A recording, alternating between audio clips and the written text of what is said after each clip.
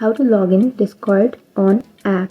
So if you want to log into Discord on your application, then first open up your Discord application. Make sure to install the application from your Play Store or your App Store, and then go for a login, which is on the bottom.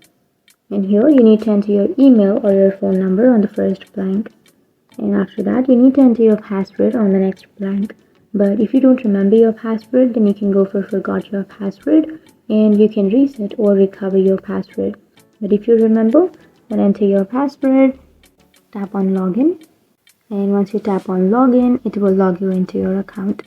So if you are not being able to log into your account, then make sure that you have the Gmail account or the Google account logged in on your device, because without that you might face a problem while logging into your Discord.